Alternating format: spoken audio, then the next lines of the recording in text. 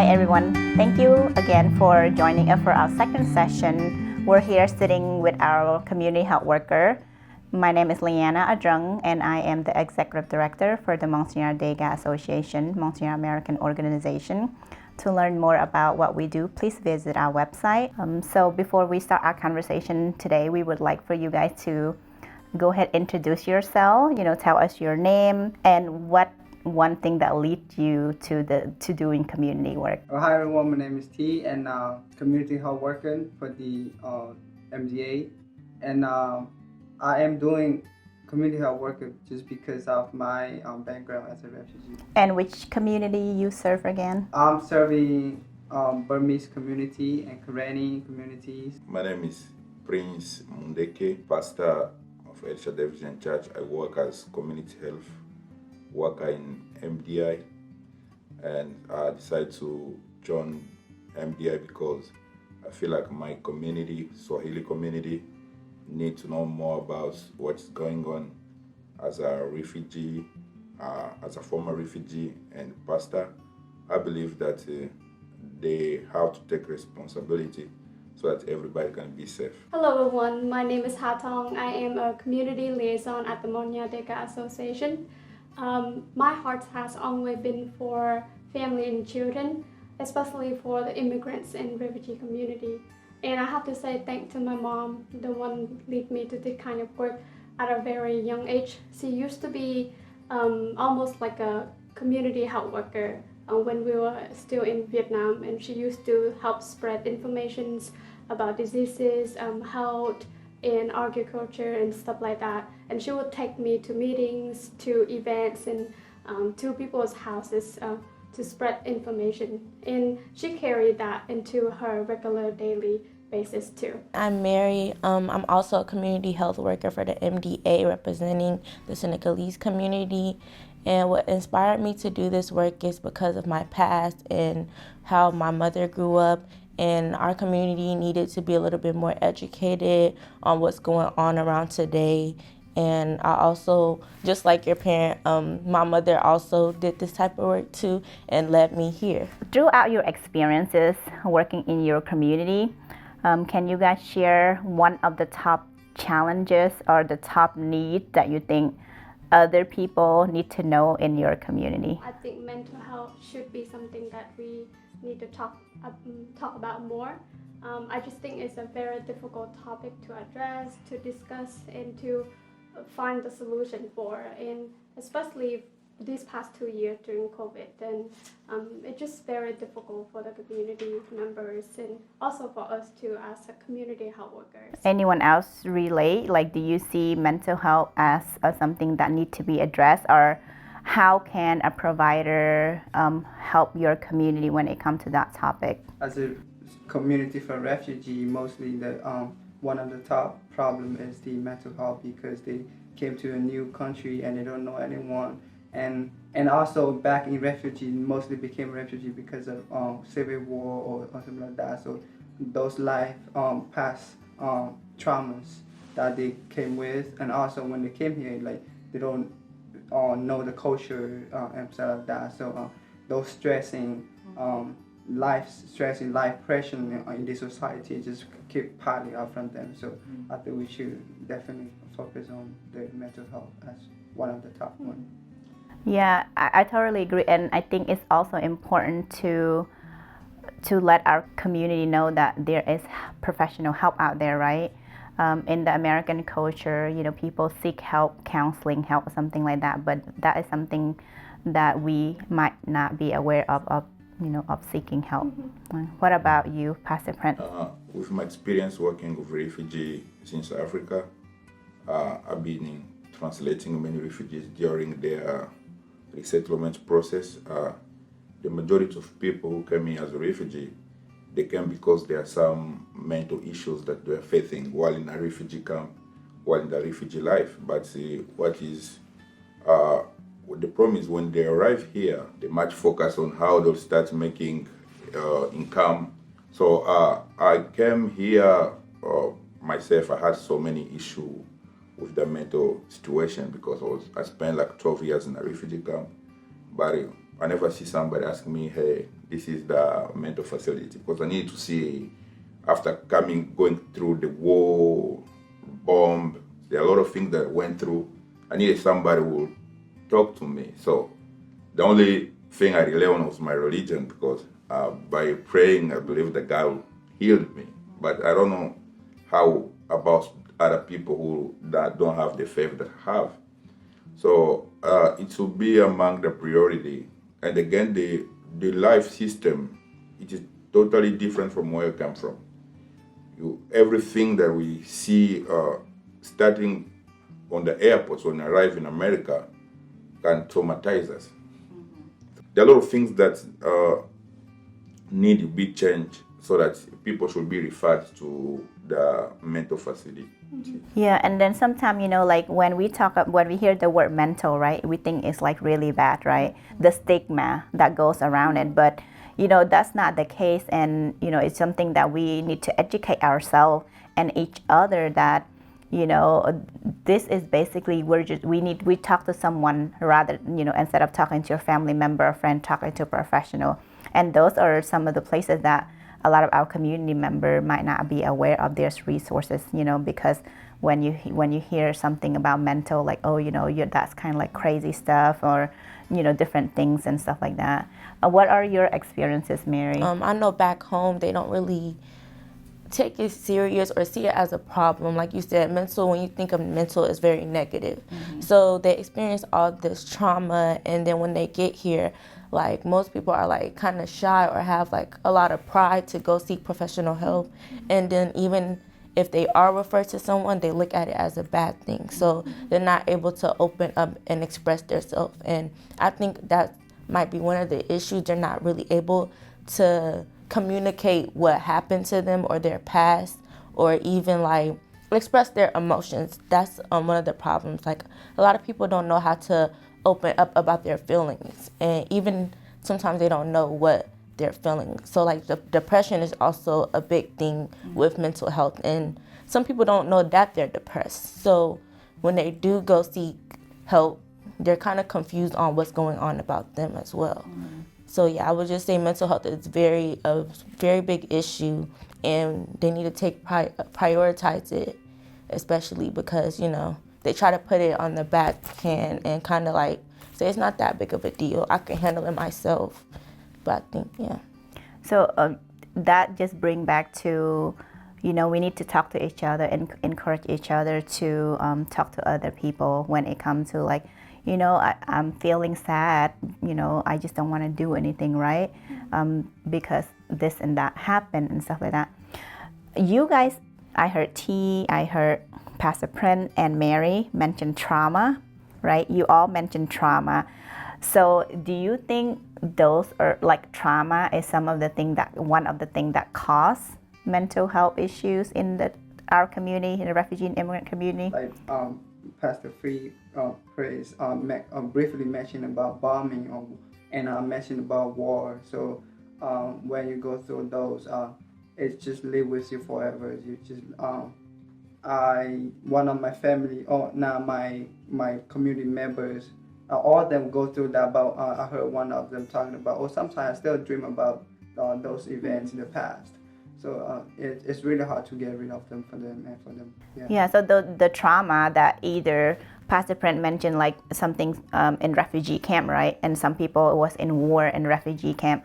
Those trauma that never got resolved, you never got a chance to talk to people, that's still haunting you like 10 years, 20 years later, because you never had a professional help to really deal or how to cope with those trauma, right? Just one more thing, and especially for those who lost their loved one during that events. But there must be some reason why you get resettlement to USA. For you to be chosen, whether there is some situation that they see you've been through that makes them to decide to bring you in America. So the majority of people came here don't come through massive resettlement. They come because they want to see a protection office of UNHCR and explain the situation they are facing. So when they arrive here in America, so they know, I think they should be hired as they have case managers.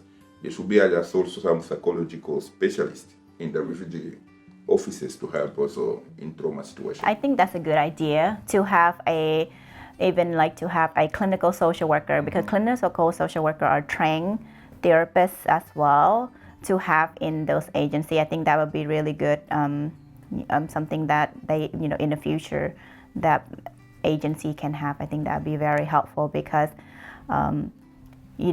like 3 months is where they help you with housing and stuff like that, and then we need you to get a job, etc., etc. And it's not really enough time for us to go through different classes, try to learn English, and then also try to navigate the new life, right? Getting used to the new life, because now we have to go to work right away, and then everything else, life just get busy, and there's really no opportunity to like continue education or anything like that. So it's very hard. Yeah. There's no specific term to address mental health, so we just address someone who has problem with mental health as being crazy. I think we need to start with the young people first, those that are educated, those that have the ability to open to information out there, to receive messages from professional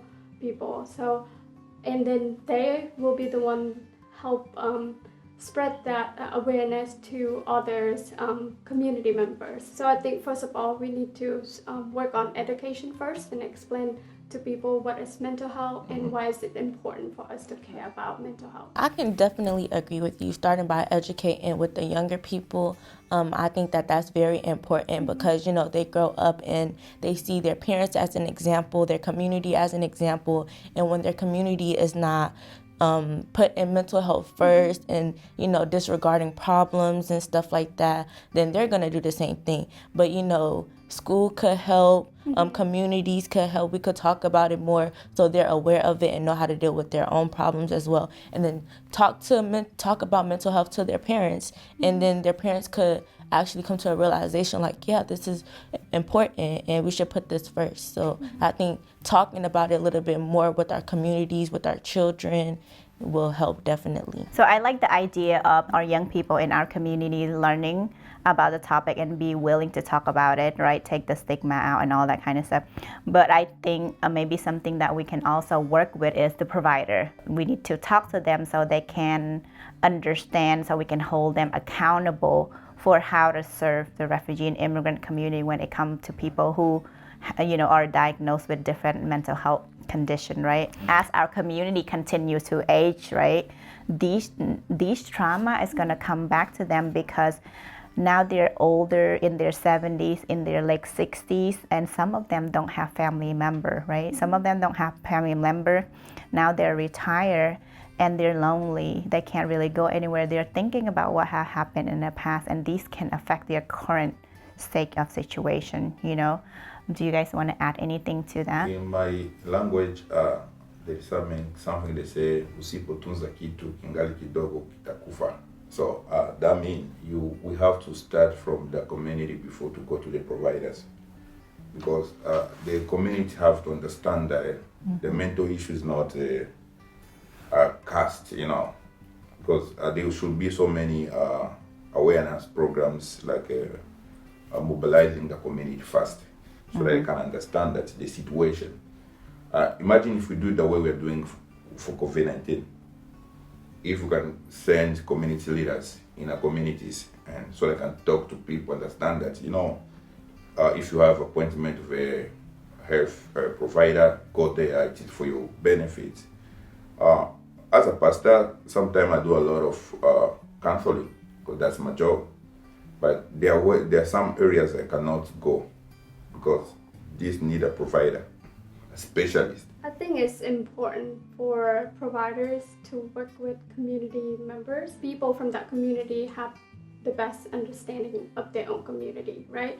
And people from different backgrounds, different cultures may have different way of thinking regarding mental health, and so how they view about it will affect how they make decisions regarding their treatment plans and stuff like that. I guess I would say cultural barriers and language barriers make it difficult for providers here to evaluate the patients.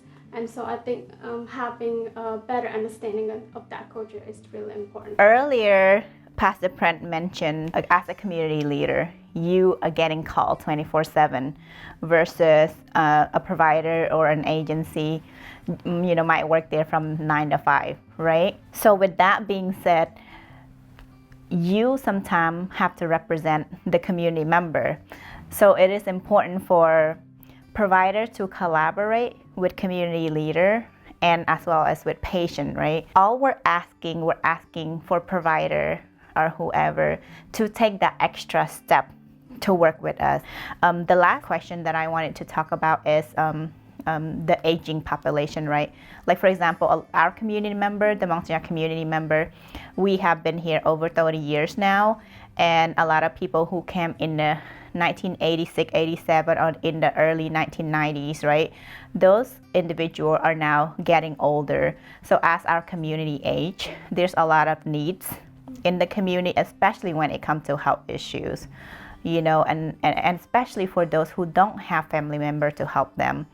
So do you guys want to maybe add something if you have experience with working with people who are older and the needs that they need, and what do we need to ask from the provider to collaborate with us and the patient as working with the elders in the community? First thing I would say is you mentioned trust. I think that, like you said, the provider should take an extra step to building that trust with the patient, because every culture is different and everybody perceives help different, medicine different and stuff. So I feel like maybe if the provider take the extra step to understand their culture, understand how they feel about medicine and treatment and stuff, building that trust relationship and also understanding how they perceive medicine and treatment. For example, on filling out the application.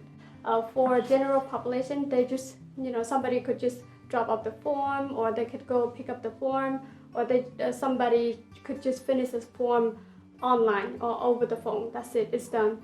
But for our people, we had to recruit volunteers. We had to recruit people that transport these folks to our office, make appointment, and then we had to recruit some interpreters to interpret. And one form normally just take 10 to 15 minutes, but guess what? It takes 30 minutes to 45 minutes to finish for just one person. And so, it took us the whole day to finish 20 forms. We talk about collaboration, we talk about trust, we talk about accountability. So the three people that need to be in the table: the patient, community leader, community health worker, etc., whoever, and then also the provider. So those are the extra step that we have to take. And I want to thank you guys for sitting here today and talking to us about what you have seen, the challenges and stuff like that. So I think before we close out the conversation, maybe we can talk offline and just kind of make a plan, right? Make a plan on how we can continue the work, how can we recruit more young people to come to the table, so that they are aware of the mental health issues, the aging population, etc., etc. Thank you to everyone who's tuning in today. Again, if you wanted the opportunity to volunteer and also to make a donation to the organization, we ask that you visit our website. So thank you so much.